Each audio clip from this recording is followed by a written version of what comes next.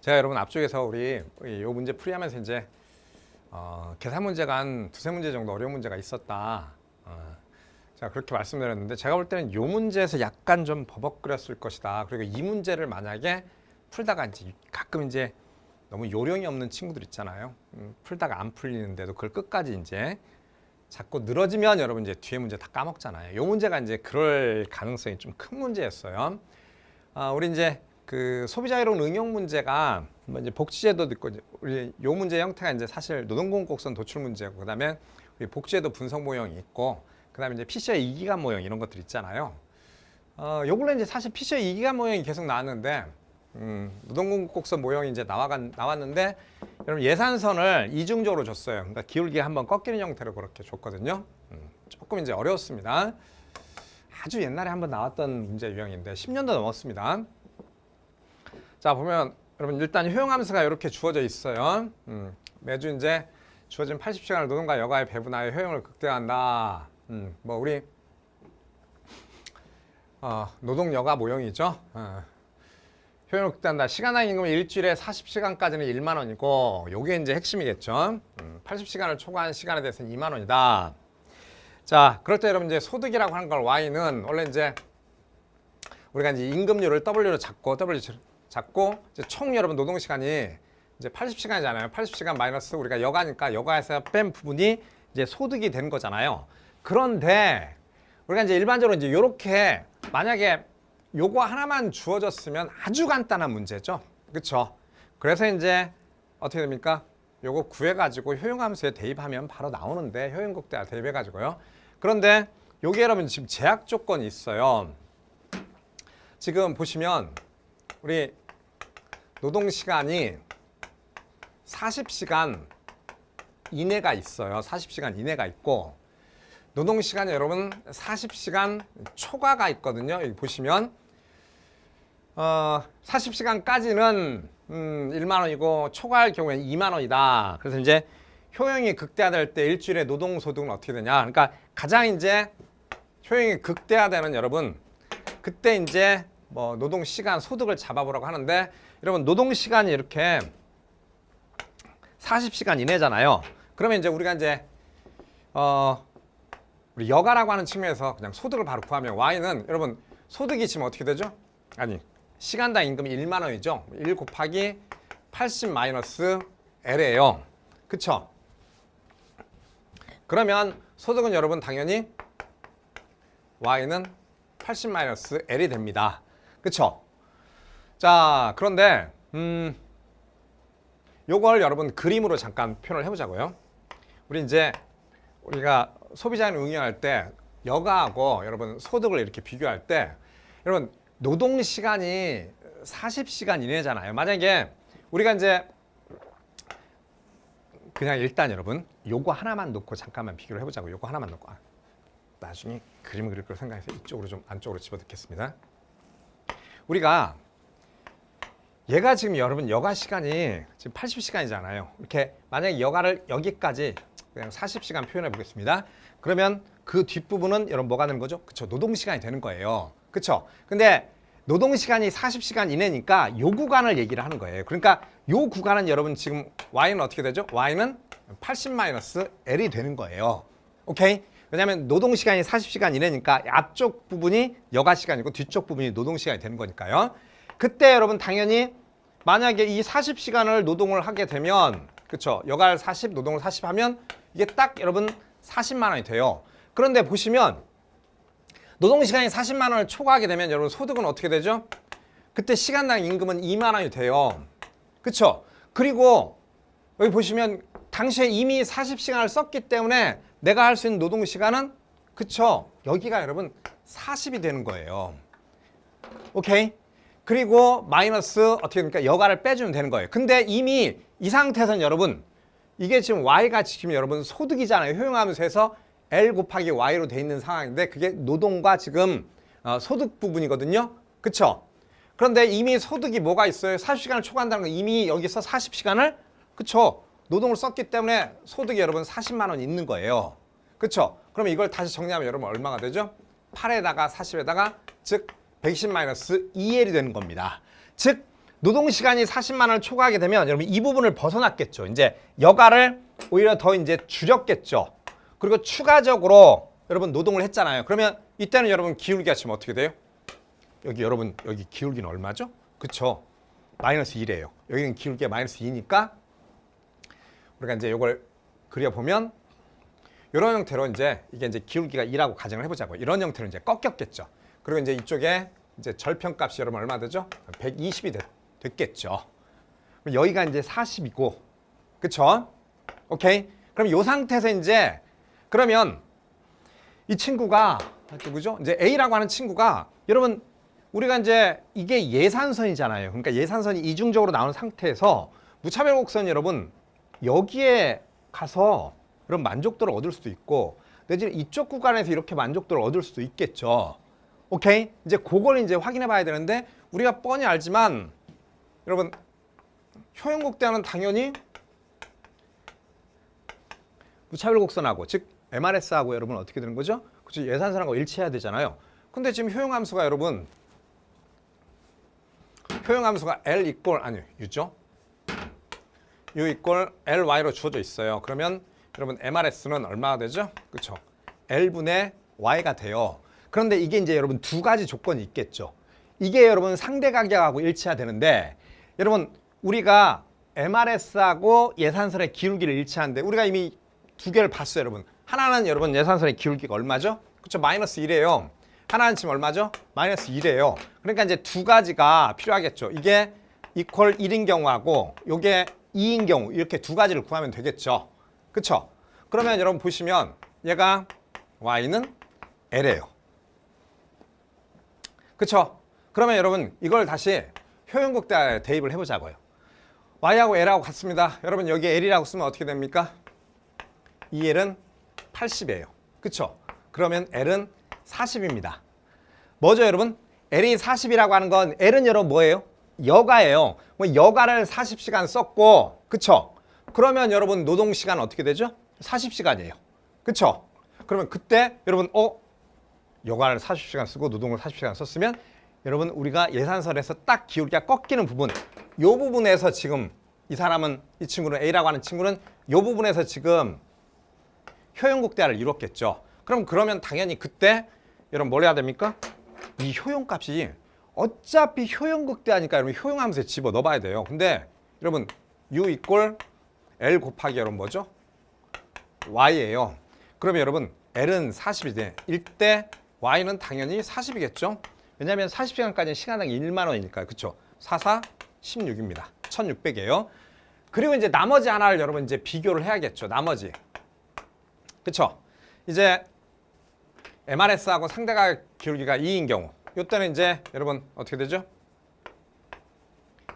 저기 뭡니까? 아니죠? 2L 있죠? 2L 이꼴 Y가 되겠죠? 그러면 그때 이제 여기에 여러분 여기 어디 갔죠? Y는 120 마이너스 얼마죠? 2L이죠? 그쵸? 그러면 여기 2L이 Y가 되니까 여러분 이 Y는 여러분 120입니다. 당연히 Y는 여러분 60이 되는 거고 자 L은 여러분 얼마가 되는 거죠? 그쵸? L은 30이 되네요. 그러면 여러분 L이 지금 여가잖아요. 여가가 30이면 우리가 노동시간을 만약에 W라고 하면 노동시간 여러분 얼마가 된 거죠? 50시간이 됐겠죠. 그러면 여가가 이제 30시간이니까 그쵸? 여기 딱 여기 이쯤 잡으면 여기가 여러분 30이라고 표시할 수 있겠죠. 그쵸? 30을 쭉 올리면 여러분 그러면 추가적으로 40에다가 여러분 노동시간을 대문자 W로 잡으면 얘는 40 플러스 여러분 어떻게 되죠? 40 플러스 10시간이니까 이게 40만 원에다가 여기 얼마죠 여러분? 추가적으로 여기는 임금이 여러분 W 부분이 2잖아요. 그러니까 20이 되니까 40만 원에다 여기가 10시간 노동 더해서 60만 원 나오겠죠. 그렇죠? 그럼 이 부분을 그대로 또 여러분 즉 L하고 Y 부분을 그대로 여러분이 효용함수에 대입을 해보자고요. 효용함수 U는 여러분 L 곱하기 Y니까 63, 그쵸? 1800이 나오네요. 이쪽이 여러분 효용이 높네요. 그러니까 여기가 이쪽 부분의 효용이 여기 효용 부분이 이쪽보다 어떻게 됩니까? 한 단계 앞쪽에 가 있겠죠. 그래서 여가 시간을 30시간을 선택하고 노동 시간을 여러분 얼마죠?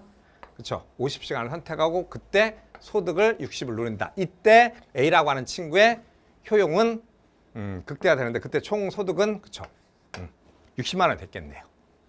그러니까 제가 이제 앞쪽에서 얘기했지만 한 10여 년도 전에 한번 이런 형태 문제가 이제 출제된 적이 있는데 그걸 이제 다시 반복해서 냈는데 기출 문제가 이제 익숙하지 않은 친구들은 조금 시간이 걸리거나 아니면 여기서 이제 설령 이걸 맞았다 하더라도 버벅거렸다면 뒤쪽 문제를 이제 푸는데 시간이 좀 부족했을 그럴 가능성이 좀 있는 문제입니다. 이제 새롭게 준비하는 친구들은 이런 형식의 문제도 가능하다라고 하는 건 이제 아주 이제 중요한 문제가 되겠죠. 앞으로는요.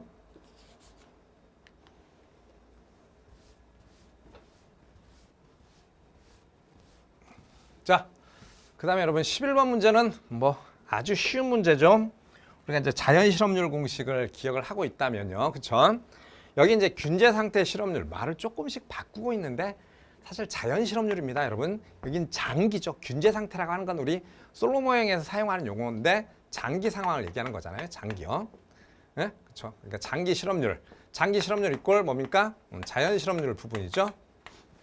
그래서 이제 우리가 이제 프리드만의 이제 장기 실업률 공식에 따르면 F 곱하기 U는 S 곱하기 2가 된다. 여러분 F는 뭐죠? 구직률이 되는 거고 S는 실직률이 되겠죠.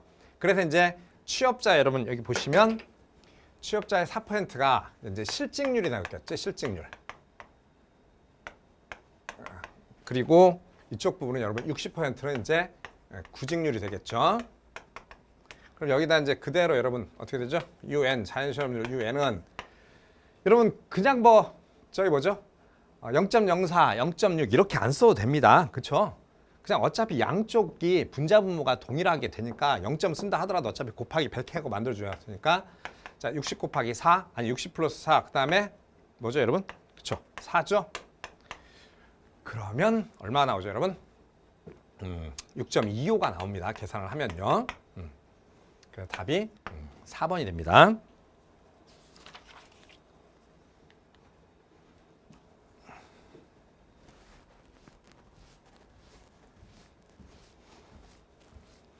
자, 10번 문제 보겠습니다. 여러분 아주 단순한 케이스 단수 모형인데요. 가끔 여러분 우리 국가직 문제에서 서울시 문제도 그렇고 이게 아무 관계없는 여러분 수치를 써놓고 학생들을 시간을 뺏으려고 하거든요. 지금 여기 보시면 폐쇄경제 부분이 나와 있고요. 여러분 우리가 보시면 저기 뭐죠? 균형 실질 이자율 구하라라고 나와 있는데 여러분 이 상태에서는요. 지금 주어진 공식 부분에서 케이스 단수 모형인 걸 알아요. 근데 여기 보시면 세금이 조세가 50이라고 써 있는데 우리가 이제 일반적으로 여러분 소비함수가 C = A 플러스 B Y 마이너스 T 이렇게 이제 정부 3부분 균형에서 이렇게 써 있잖아요. 근데 요 값이 여러분 어떻게 되죠? 지금 C가 그냥 600이라고 주어져 있어요. 그러면 이미 이게 계산된 값이 600이에요. 그쵸? 그러면 얘는 여러분 어떻게 되죠? 신경 쓸 필요가 없어요. 그러면 여러분 국민소득은 어떻게 돼요? Y는 우리가 폐쇄경제 부분에서 소비, 그 다음에 투자, 그 다음에 뭐죠? 정부 지출의 합이에요. 그러면 주어진 거 나머지만 여러분 싹 다 더해주면 되겠죠? 그럼 1000 = 어떻게 됩니까? 600, 그 다음에 정부 지출이 100, 700, 그 다음에 400 마이너스 50R입니다, 여러분. 그쵸? 그러면 여기 600 부분 여러분 600하고 이쪽에 400 부분 넘어가서 어차피 0 되네요. 그쵸? 그러면 100은 여러분 50R이에요. 이자율은 얼마죠? 그쵸? 그냥 2겠죠. 그쵸? 요런 것 좀 조심하셔야 되죠. 요거 이제 정확히 요거 이제 알고 있느냐? 이거 이미 계산된 거다. 요런 형태는 이제 함정을 하나 파봤어요.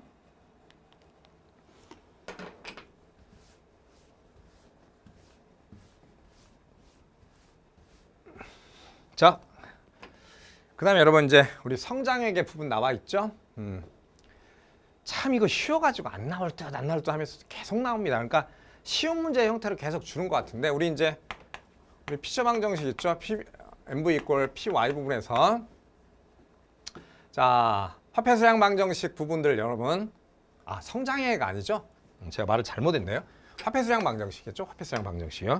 성장 회계하고 어차피 비슷하게 공식 나오니까 요걸 여러분 우리가 이제 증가율로 표현을 하면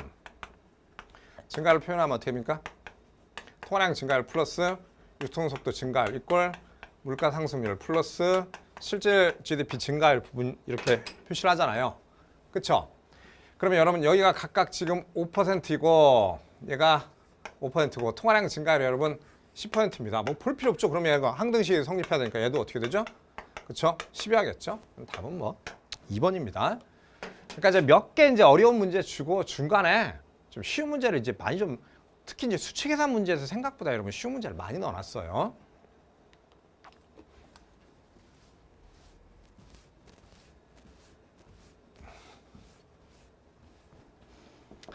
(14) 문제 보겠습니다. 우리 이제 보시면 X제 수요의 교차 탄력성 구하라고 이렇게 나와 있잖아요. 우리 뭐 여러분 교차 탄력성을 이제 뭐 EC라고 쓰면 우리 이제 Y제 가격이라고 돼 있는데 당연히 가격이 여러분 무조건 분모값이죠. 그러니까 Y제 가격 변화율 분의 여러분 X제 그쵸 수요량 변화율이겠죠.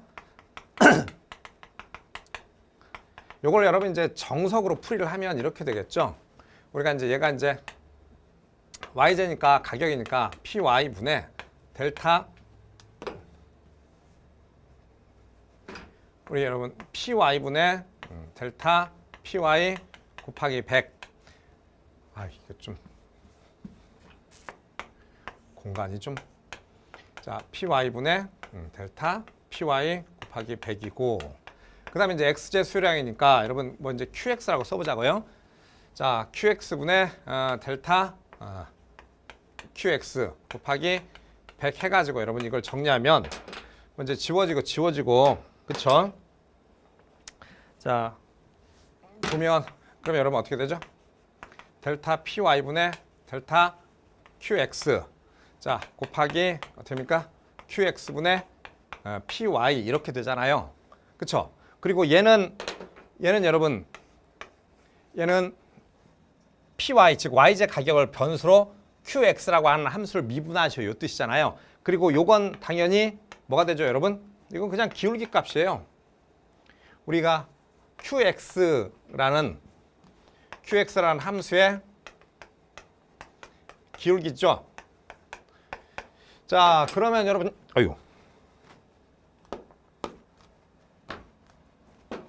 여러분 이게 함수의 기울기 값이 여기 보시면 그냥 QX가 함수로 주어져 있죠 여러분. 그리고 뭐 기울기 값이 0.4인 거 바로 나와 있어요.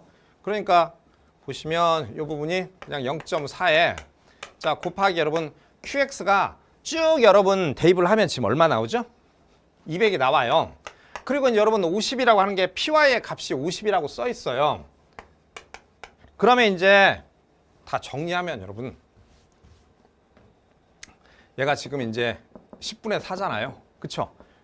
0.4니까 0.1이 나와요. 근데 뭐 이 공식을 제가 볼 때는 여러분 그렇거든요. 제가 볼 때는 물론 이제 이렇게 여러분들이 다 추론될 텐데 이 공식을 암기하고 여기를 대입한다. 저는 그럴 필요가 없을 것 같거든요. 우리 사실 요 개념을 여러분 너무나 잘 알고 있어요. 우리 이거 여러분 탄력성이라고 하는 것들이 항상 제가 뭐라고 설명했죠? 그렇죠? 가격이 기준이에요. 만약에 소득 탄력성이라고 하면 소득이 기준이겠죠. 교차 탄력성이라고 하는 건 우리가 여러분 대체제인지 보완제인지 파악하는 게 교차 탄력성이니까 가격과 수요량 변화니까 가격 변화율 분의 수요량 변화율이에요. 그쵸? 자 그러면 요걸 알고 있다면 여러분 여기 보세요. 그냥 이 공식을 써서 제가 보기엔 풀이할 필요가 없이 자 우리가 여기에 맨 처음에 PY 가격이 여러분 50이에요. 이거 그냥 저는 그냥 이렇게 풀었거든요. 그냥 눈으로 이거 여러분 우리가 계산하기 쉽게요. 이거 60으로 올라갔다고 생각을 해보자고요. 그러면 얼마 올랐죠? 10 올랐는데 가격 상승은 여러분 20%예요. 그쵸? 그러면 YZ 가격 상승률 얼마죠? 20이에요. 그럼 여기서 맨 처음에 이제 다 넣어보면 이게 여러분 200이라고 하는 게 나오잖아요. 그쵸? 근데 얘를 만약에 여러분 60을 올리면 여러분 10만큼 증가했기 때문에 얼마 올라가는 거예요? 그쵸? 4가 올라가겠죠. 얘가 원래 이제 50이었을 때 20이지만 60이 되면 여러분 64, 24, 24가 되잖아요. 그러면 4개 증가했죠. 4개가 여러분 이 4개가 200에서 차지하는 비율은 어떻게 되죠? 아, 그쵸. 2%예요. 오케이? 그러면 20% 분의 2%예요, 여러분. 뭡니까? 아, 0.1이겠죠. 제가 보기에 이거 써서 하는 것보단 그냥 이런 형태로 간단하게 응용하면 그게 더 빠르지 않을까 싶은 생각이 들거든요. 이건 뭐 여러분들이 이제 응용할 능력이 있으면 뭐 바로바로 풀었을 거라고 생각이 들거든요. 너무 이제 쓸데없는 것들을 많이 외우고 있을 필요가 없지 않나 그런 생각에 말씀을 좀 드렸습니다. 그 다음에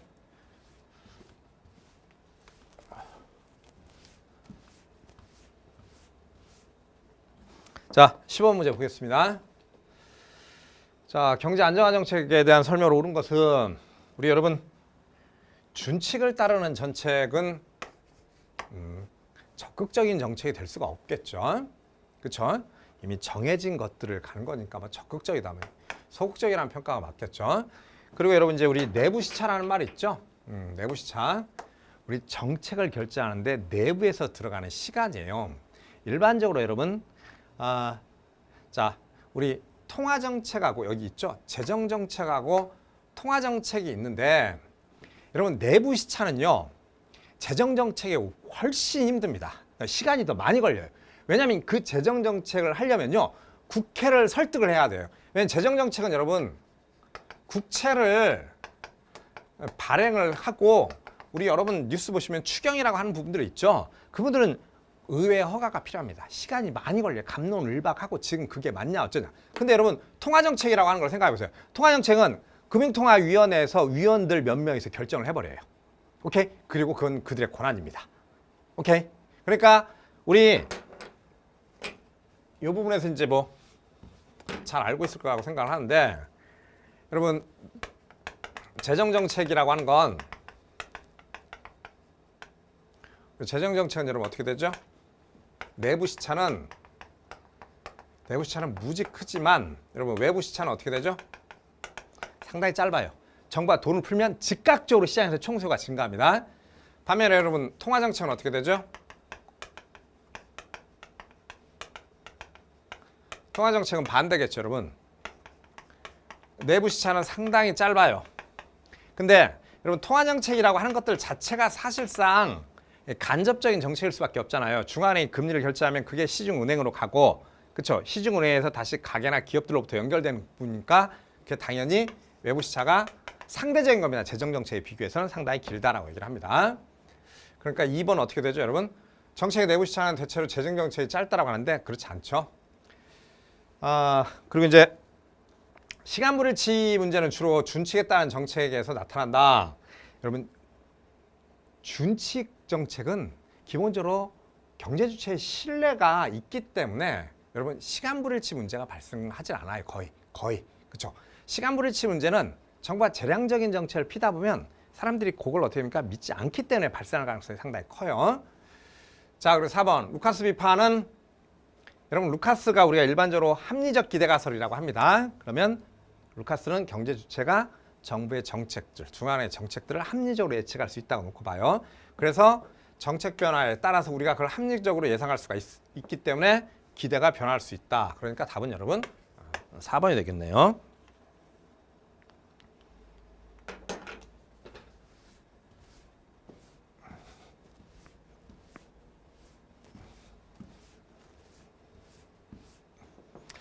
여러분 16번 문제도 제가 보기엔 조금 까다로웠던 문제 같거든요.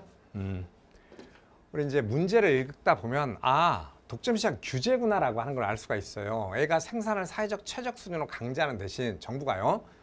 A의 생산을 대신 A의 손실을 보전해 준다. 이제 요걸 보고 이제 눈치를 챘어야 되는데 우리 여러분 이제 독점시장 규제 방법이라고 하는 것들 자체가 우리가 일반적으로 이제 가격 통제를 하는 게 있고 비용 통제를 하는 게 있는데 일반적으로 이제 여러분 우리 완전 경쟁 시장에서 효율성을 P=MC니까 이 MC에서 만약에 가격 통제를 해버린다 라고 하면 여러분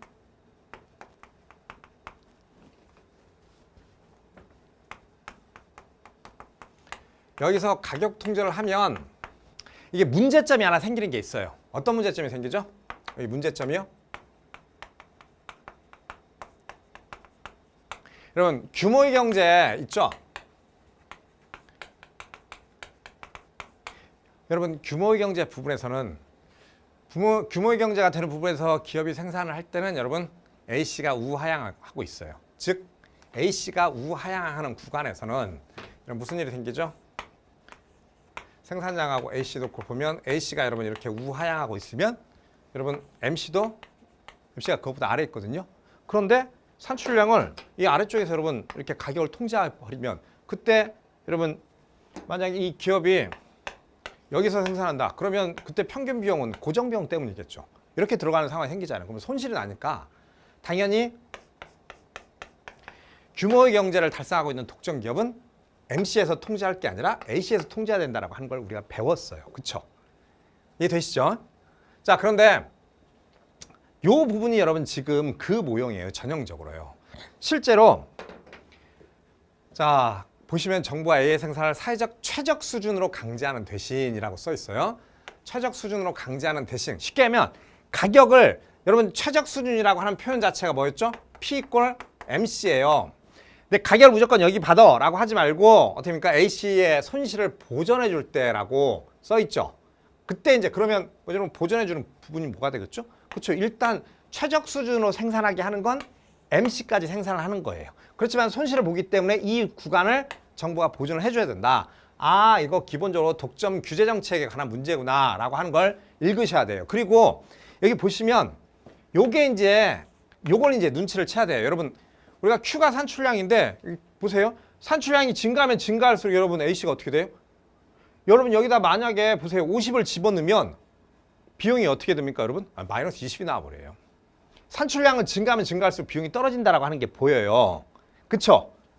자, 그럼 이제 그걸 놓고 이제 풀이를 한번 해보겠습니다. 여러분 이걸 이제 정리를 하면 P 이퀄 여러분 어떻게 되죠? 50 마이너스 4Q가 돼요. 자, 그리고 이제 여러분 우리가 이제 A씨가 있고 요 A씨에서 다시 여러분 우리가 이제 MC를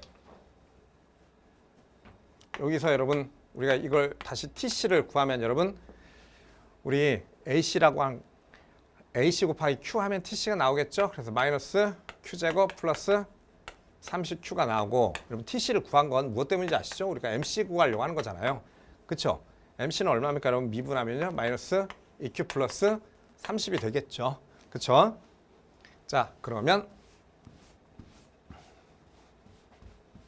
이걸 여러분 그림으로 한번 그려볼게요. 일단 이런 형태 여러분 수요 곡선이 존재하겠죠. 그쵸? 수요 곡선이. 그럼 여기는 지금 얼마 나오죠, 여러분? P클 50만에서 4Q니까 뭐 대충 뭐 나온다고 하죠. 대충 나온다고 하면 우리가 여러분 일단 아까 봤지만 여러분 AC가 더 위쪽에 있어요. 지금 AC는 여러분 마이너스 Q 플러스 30이니까 기본적으로 이제 산출량이 AC가 연결되면 30이거든요. 그럼 여기서 이렇게 AC가 여러분 나오고 있거든요. 그런데 MC 같은 경우 보시면 여기 보면 기울기가 여러분 어떻게 되죠? 마이너스 2고 절편값은 같아요, 여러분. 그렇죠? 그러니까 30에서 뻗어 나오지만 여기가 이제 30이에요. 이런 형태가 되겠죠. 그러면 이제 사회적 최적 수준을 강제하는 대신 보존해 준다. 그러면 여기서 생산하는 게 사회적 최적 수준이 되는 거잖아요. 그렇죠? 그러면 수요 곡선과 여러분 MC가 같다라고 가정을 해보자고요. 그러면 50 마이너스 4Q 이퀄 마이너스 2Q 플러스 30입니다. 그럼 넘기면 어떻게 되죠? 2Q겠네요. 그쵸?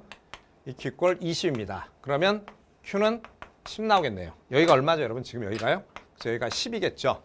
그러면 10을 여러분 수요 곡선에다 집어넣으면 자, 10을 여러분 수요 곡선에다 집어넣으면 가격은 10이 나오겠죠. 그런데 이제 이 부분에서 정부가 생산을 이렇게 강제할 경우 여러분 이 기업은 생산비가 여기까지 나올 거 아니에요. 그쵸? 그럼 여기 이 부분만큼 손실을 보게 되니까 정부가 이거를 일정하게 보전을 해주면 최적 부분에서 생산량을 하면서 기업도 손실을 보지 않겠죠. 그러면 산출량 10을 여러분 다시 AC 곡선에 집어넣으면 그쵸? 얼마입니까? 여기 그쵸? 20이 나오겠죠. 그쵸? 그러면 이 부분들이 이제 보전을 해야 되는 부분인데 그림이 조금 엉망이긴 한데 여기도 10이고 여기도 10이죠. 10 곱하기 10은 얼마입니까? 100이겠네요. 그러니까 정보와 손실을 보존해 줘야 되는 건 답은 2번이겠죠. 그쵸?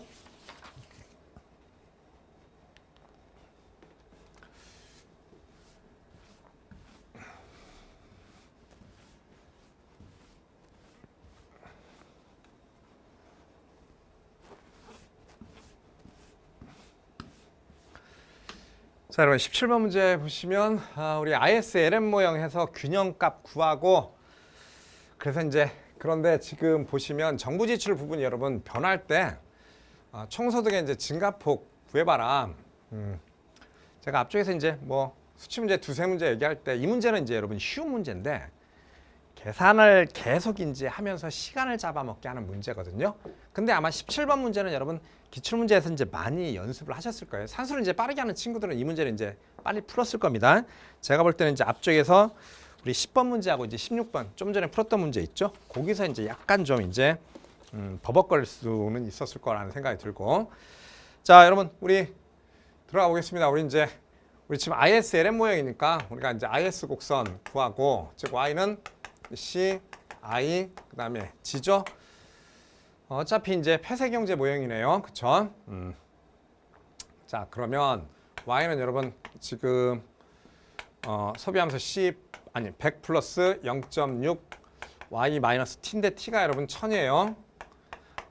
그리고 정부 지출이 여러분 600이고 그 다음에 이제 투자 부분이 200 마이너스 10R 이렇게 돼 있죠.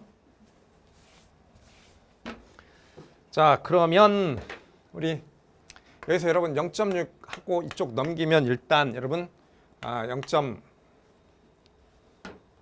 0.4y가 되겠죠. 그 다음에 여기 이제 마이너스 600 사라져 버리죠. 그쵸? 그러면 그럼 얼마 나오죠? 300 플러스 300 마이너스 10r이 나옵니다. 그러면 4y는 3000 마이너스 100r이 나오고 y는 여러분 4로 나눠주면 750이겠죠? 750 마이너스 25r이 나와요. 자, 그런데 여러분 요거하고 지금 여기 보시면 문제에서 그 정부 지출 600에서 700으로 가는 거잖아요. 그러니까 요 부분만 지금 차이가 있겠죠. 요 부분이 여러분 요 부분이 나중에 이제 700으로 바뀌는데 그럼 미리 우리가 이제 저기를 해보면 그러면 이제 똑같은 형태로 이게 바뀌게 되면 이게 0.4y는 어차피 여러분 이 부분은 소비함수니까 변동이 없잖아요. 그쵸? 그러면 여기가 400 마이너스 10r이 되겠죠. 그러면 y는 여러분 4y라고 놓고 보면 4y는 그쵸? 10을 곱해야 되니까 4000 마이너스 100r이 되고 정부 지출 700으로 바꾸면 여러분 지금 IS 곡선의 y는 1000 마이너스 어떻게 되죠? 25r이 되겠죠. 일단 이렇게 이제 IS 곡선을 구하고 이제 LM 곡선을 구하면 LM 곡선 여러분 여기 우리 화폐 수요함수에서 바로 구하면 지금 물가하고 여러분 통화량을 하면 뭐 2분의 1000이니까 500이겠죠. 그러면 자 500가 이퀄 y는 굳이 쓸 필요가 없겠네요. y는 어떻게 되죠? 여러분 y는 그쵸? 500 플러스 100r이에요. 자, 그러면 요 두 개를 이제 여러분 요 두 개를 어디 있죠? 여기 있네요. 그쵸? 여기 있겠죠? 요 두 개를 이제 연립에 주면 그때 여러분 이자율은 어떻게 되냐? 이자율이 2%가 나옵니다. 자, 이자율이 2%면 여러분 여기가 R이니까 국민소득 얼마 나오죠? Y는 700이 나와요. 그리고 이쪽도 어차피 여러분 화폐 수요함수는 지금 LM 곡선은 똑같잖아요, 여러분. 500 플러스 100R이니까 그러니까 이것도 요 두 개를 여러분 연립을 해주면 이자율은 4가 나오고 그리고 Y는 여러분 900이 나옵니다. 그러니까 국민소득의 여러분 증가폭을 구하라고 하니까 답은 여러분 1번 200이겠죠. 700하고 900의 차이니까요.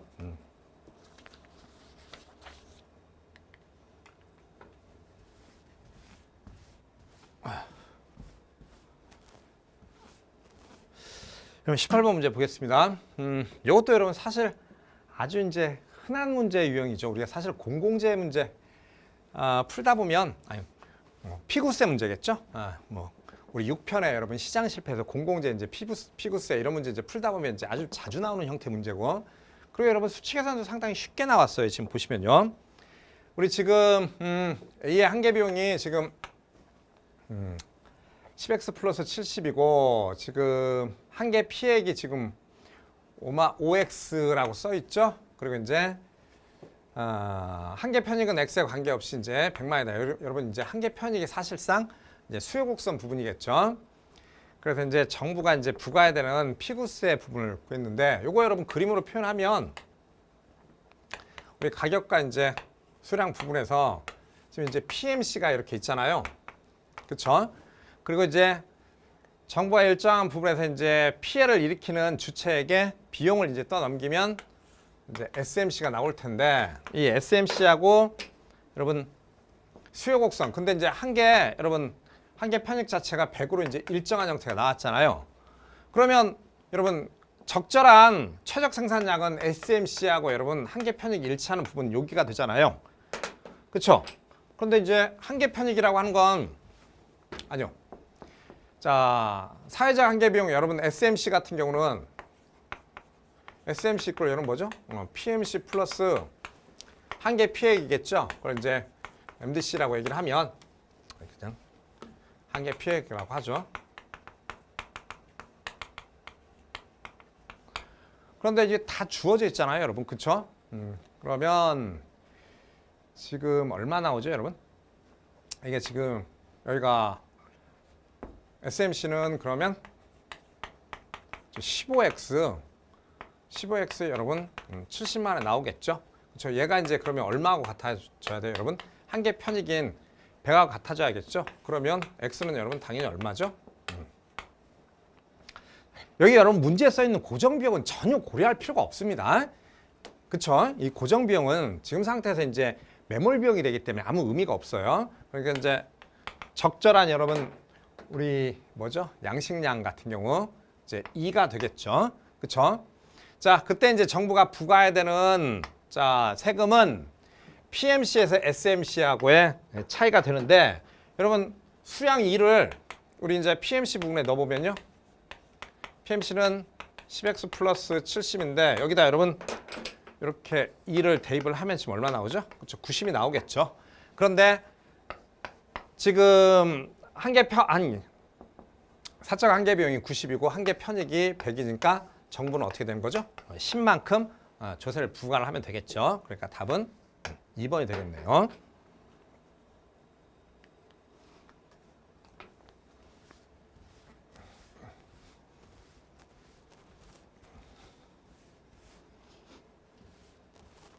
자, 보시면 자, 소비론에 대한 설명을 온 것만을 모두 고르면 우리 이제 소비의 무작위 행보라고 써 있는데, 랜덤워크라고 하면 이런 예상된 정책 변화는 소비에 여러분 전혀 영향을 미치지 못합니다. 그렇죠? 원래 이제 무작위 행보라고 하는 것들 자체가 여러분 뭘 의미하는 거죠? 자신의 이제 합리적인 상황을 계산을 하고 움직이고 시장이 현 상태에서 합리성을 찾고 있다라고 하는 걸 얘기를 하는 거니까요. 자, 이미 예상된 정책 변화는 소비의 무작위 행보에 반영이 이미 되고 있다라고 봐야겠죠. 그렇죠? 자, 그러니까 기억번호 맞는 얘기가 되는 거고, 여러분 리카더의 대등정리는 재정정책의 효과가 없다라고 하는 부분을 얘기하는 거잖아요. 즉 완전 구축 효과를 얘기하는 건데, 자, 성립하면이라고 돼 있어요. 그러면 이제 정부 지출에 변화가 없는 한 조세 삭감, 여러분 우리가 이제 조세 삭감이라고 하는 거는 그렇죠, 소득이 증가하지만 우리가 이제 합리적 주체는 정부가 지금 똑같이 100을 쓰고 있으면서 조세만 삭감해주면 정부의 여러분 재정 적자를 언젠가 메꿔야 되잖아. 나는 그걸 메꿀 준비를 하고 있기 때문에 삭감된 여러분 어떻게 되죠? 삭감된 조세 부분들은 그대로 저축된다. 이 부분은 이제 저축된다고 놓고 보겠죠. 그렇죠? 오늘 제가 계속 분필을 흘리네. 자, 디귿번 우리 이제 피셔의 2기간 모형인데 2기간 선택 모형에 따른 소비는 소득과 상관없이 맥이 일정하다. 아니겠죠, 여러분. 자, 우리 우리 2기간 소비 모형을 그림으로 그리면 우리 C1, C2 이렇게 얘기하는데 예산선 부분에서요. 현재 소득을 Y1 그리고 미래 소득을 Y2라고 할 때 여러분 현재 소득이 증가하게 되면 예산선이 이렇게 움직이죠. 그쵸? 거기서 여러분 어차피 여러분 차별곡선을 여기다 이제 응용을 해가지고 가령 여러분 소득이 증가하면 분명히 여러분 현재 소비 지점이 달라지고 미래도 여러분 미래 소비 지점도 얼마든지 달라질 수 있어요. 그쵸? 말도 안 되는 소리입니다. 틀렸죠? 그리고 리을번을 좀 잘 내긴 한 것 같아요. 리을번은 헷갈게요. 근데 이제 기억 니은이 너무 맞았으니까 답을 그냥 쉽게 쓰고 갔을 것 같은데 항상소득 가설에 따르면 한계소비 성향은 현재 소득에 대한 항상소득의 비율에 의존한다. 여러분 우리 프리드만의 항상소득 가설에서 소비 C는 여러분 항상소득 가설은 기본적으로 소득이 현재 소득이 아니라 항상소득에서 일정 비율에 의존을 하잖아요. 그쵸? 오케이? 여러분 우리 이제 이렇게 얘기를 합니다. 현재 소득 Y는 자 YP 플러스 YT인데 여기 이제 여러분 이게 이제 임시소득이라고 하는 부분들은 소비에 거의 영향을 주지 못한다. 그래서 항상소득에서 일정 비율만이 소비값이 되고 당연히 여러분 얘가 뭐죠? 얘가 이제 MPC가 되겠죠. 그런데 우리 저기 평균 소비 성향을 따져보면요. 항상소득 가설에서 평균 소비 성향은 여러분 현재 소득에서요. 어차피 소비라고 하는 건 뭐가 주도하게 되죠? 항상소득에서 일정 비율이에요. 즉 알파의 YP가 됩니다. 뭐 다시 쓰면 똑같은 얘기인데 알파 즉 MPC 부분을 빼놓고 여러분 어떻게 됩니까? Y의 YP예요. 그러니까 현재 소득에서 뭐죠 여러분? 항상소득이 차지하는 즉 현재 소득에 대한 항상소득의 비율에 의존하는 건 여러분 뭡니까? 평균 소비 성향이에요. 요거 공식으로 보면 뻔한 건데 이거 말로 바꿔놔가지고 아주 헷갈리게 잘 낸 것 같아요. 오케이? 자, 그 다음에 우리 마지막 문제인데